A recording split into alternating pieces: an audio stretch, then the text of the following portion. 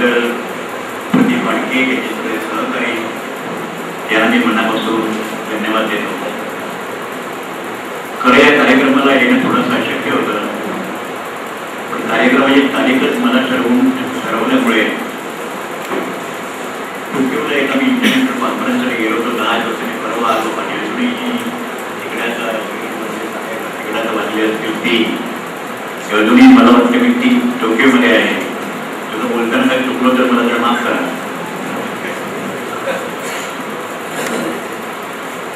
आजचा जो विषय जो आहे तो doctor Ambedkar human rights, social economic policies आणि अफर्मेटिव्ह ॲक्शन. तुमच्या सगळ्या लोकांना मला एक अडकेच्या स्टेज मला सांगायचे आहे की तुम्ही आता अशा सेमिनार आणि कॉन्फरन्सचं स्वरूप जे आहे हे थोडं बदलत चला. म्हणजे कसं होतं, doctor Ambedkar human rights, social economic policy and affirmative action असा एकदा विषय दिला किंवा वक्त्यांपासून निबंध लिहिणाऱ्यांपर्यंत सगळे लोक अर्धा वेळ doctor Babasaheb Ambedkar social economic पॉलिसीवर बोलणार. हे आता 10वीतल्या मुलांना माहिती आहे. त्याच्यात आपण नवीन काहीही सांगत नाही.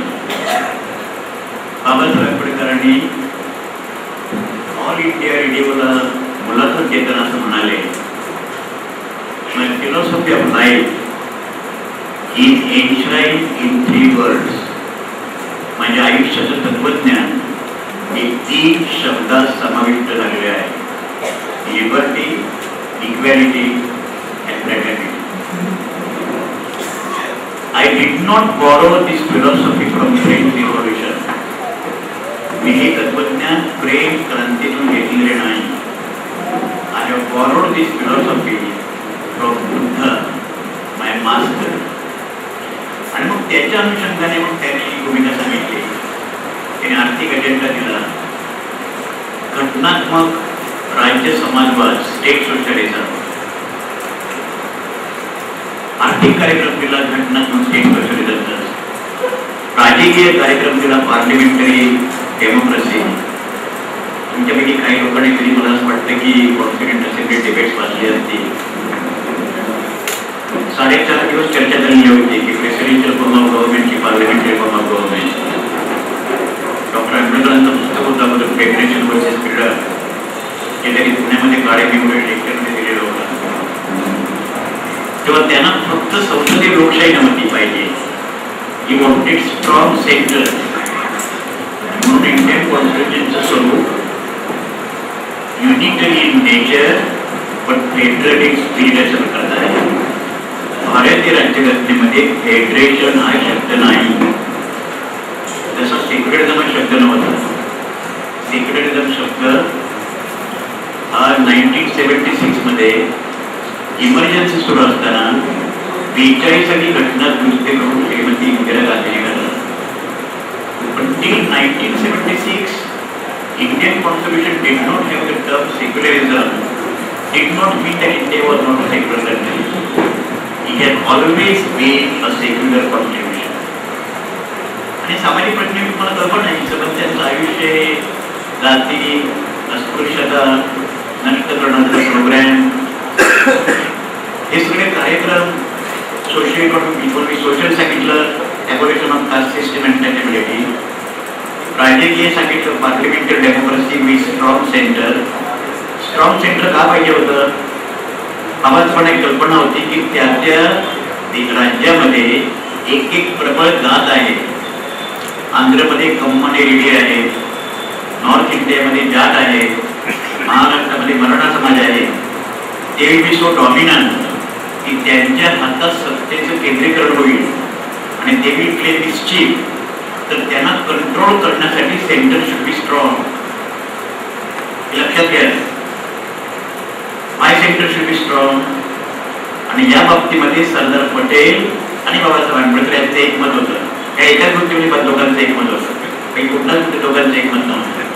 त्यामुळे ही कोणते parliamentary democracy with strong centre in order to control the mischief of the dominant caste in the respective states.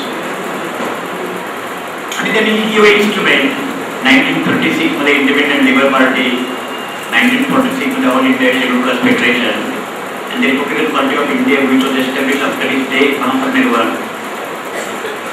आता मला तुम्ही सांगा, डॉक्टर आंबेडकर यांच्या सोशल इकॉनॉमिक पॉलिसी याच्याबद्दल काय करणार तुम्ही? You B explain in details. हे लोक वाचतील.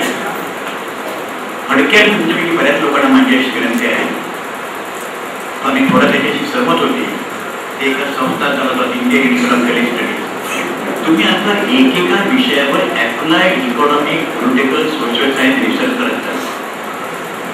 नागपूर मधल्या रिक्षावाल्यांचे प्रॉब्लेम्स, नागपूर मधल्या स्कॅव्हेंजरचे प्रॉब्लेम्स अजूनही लोक महिला डोकीवरनं वाहतात. या देशामध्ये राष्ट्रीय स्वयंसंघ नावाची सांस्कृतिक संस्था आहे, त्याला लाज वाटली पाहिजे. ते असं नेहमी असं म्हणतात, मला माहिती आहे नागपूरमध्ये बोलतो आहे, त्याला लाज वाटली पाहिजे की आपण एक सांस्कृतिक संस्था आहोत 1945 साली स्थापन केलेली, आणि ही संस्कृतीने संबंध जगाला मानवता दिली असं म्हणतात. त्या संस्कृतीमध्ये आज भारतामध्ये मॅन्युअल स्कॅव्हेंजिंग लोकांचा महिला डोकीवर वाहणारे भंगी समाजाचे लोक आहेत. ही कल्चर. तेव्हा मला तुला हे सांगायचं आहे की जे आता लोकांचे जे दैनंदिन जीवनाचे जे प्रश्न आहे, आणि लोकांना 22-23 खंड प्रकाशित झालेले आहे बाबासाहेबांच्या वॉल्यूम, इंग्रजीमध्ये, मराठीमध्ये, सगळ्या ठिकाणी. एक मला सूचना मी मित्र म्हणून करतो, I have taken liberty, but I can take liberty because I love you all people. स्त्रियांच्या संबंधामध्ये बाबासाहेबांची भूमिका होती. Women's emancipation, right and fall of Dalit women, untouchable women, Hindu code bill. लोकांना बऱ्याच लोकांना असं अजूनही वाटते बाबासाहेबांनी हिंदू कोड बिला म्हणून फक्त राजीनामा दिला. आणि थोडा कल्पना कर की नेहमी बाबासाहेबांच्या राजीनामाचे पत्र नाही वाचून दाखवलं पार्लमेंटमध्ये, आणि he all of this and he was not present when his decision of resignation was discussed in the parliament.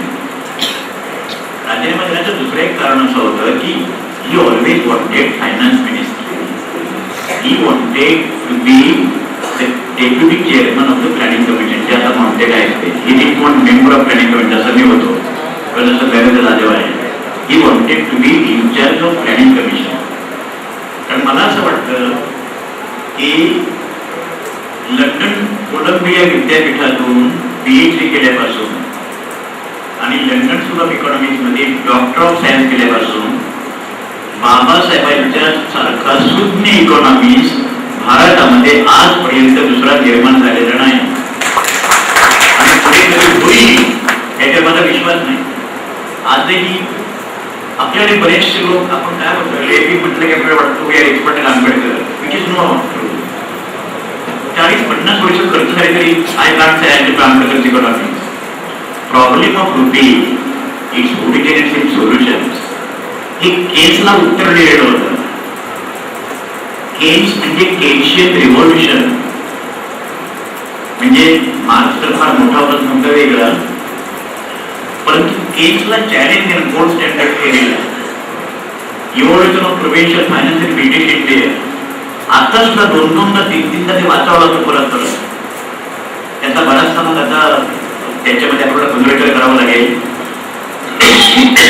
पण त्यांना ते पाहिजे होतं, त्यांना वाटायचं असं की, आणि डेफिनेटली वॉज निग्लेक्टेड, की मला जे काय समजतं, मला जे काय कळतं, आणि त्यांना किती कळत होतं हे शब्दांच्या पलीकडे आहे.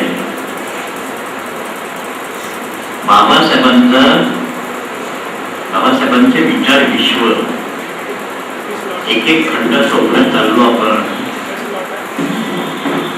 सगळं स्वतः टाईपरायटिंग केलेलं, कॉम्प्युटर नाही, पैसे नव्हते. म्हणजे एखाद्या जसं लेनिनचा मेंदू बरीच वर्ष शिल्लक ठेवला, जसं माओचं शरीर अजूनही चायनाच्या बीजिंगच्या तियानमिन स्क्वेअरमध्ये आहे, अशा प्रकारचं बाबासाहेबांचं शरीर किंवा बाबासाहेबांचं मेंदू ब्रेन हा आजपर्यंत ठेवायला पाहिजे होता. तर तेव्हा मी होतो 7 वर्षाचा सगळं करायला. आपले लोक काही जागा नाही घेऊ शकले. तेव्हा माहिती आहे ना की कालच केंद्र सरकारने इंदुरीची 12.5 एकर जमीन घेण्याचा कॅबिनेटमध्ये निर्णय घेतला. त्याबद्दल मी गव्हर्नमेंटचे जाहीरपणे अभिनंदन करतो. गव्हर्नमेंटचं म्हणणं करायचं नाही, तुमचं म्हणणं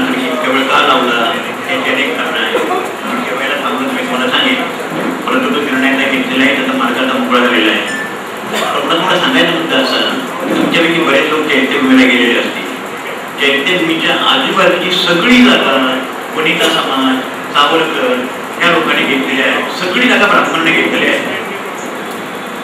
आपले लोक म्हणजे आपण सगळे स्टेजवर बसलेले लोक, कोणी असं मायेचा पूत किंवा पुत्री नाही की आपल्याला असं वाटतं की जे काय संबंध तर आंबेडकर आपल्याला समजलेला आहे.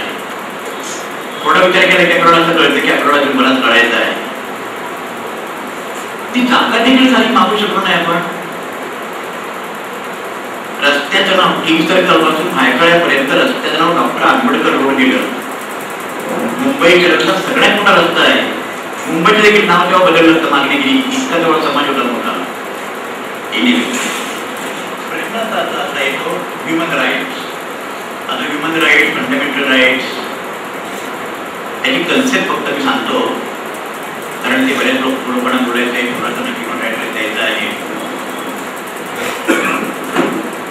ह्युमन राईट्स का म्हणतो आपण? लोकांचे मानवी अधिकार शब्द राहिले पाहिजे असं का म्हणतो आपण? मानवी अधिकार याची चर्चा आपण का करतो? तर काही लोकांचे मानवी अधिकार, जगण्यासाठी आवश्यक असलेले अधिकार हे ते लोक उपभोगू शकत नाही. ते का उपभोगू शकत नाही? तर त्यांनी तशा प्रकारचे राईट उपभोगणं हे समाजातल्या एका वर्गाला किंवा घटकाला त्यांनी ते राईट उपभोगणं हे आपल्या अधिकारांच्या विरुद्ध आहे असं वाटतं. याचा अर्थ असा की ह्युमन राईट्स हे काही लोकांचे वायलेट केले जातात because the enjoyment of human rights of one section of the society is against the interest of the human rights of the other section of the society असं त्या लोकांना वाटतं. म्हणून एकमत बर्थचं मला वाटतं कोटेशन बाबासाहेब असं म्हणाले होते, how human rights are violated. It will be in your interest to be our masters, but how can it be in our interest to be your slaves?